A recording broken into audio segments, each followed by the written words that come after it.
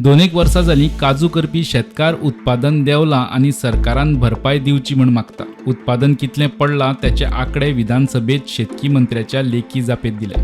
फाटलीं 5 वर्सां जालीं काजूचें उत्पन्न पडत आसा. 19-20 वर्सा 28,630 टन काजूचें उत्पन्न आशिल्लें. 20-21 वर्सा ते 27,366 टन जाले. 1,264 टन म्हणजे 5% उत्पादन पडलें. 21-22 वर्सा 26,032 टन जाले.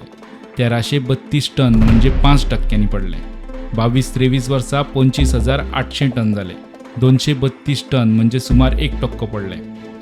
23-24 वर्सा 24,240 टन जाले. 1,560 टन म्हणजे 6% पडले.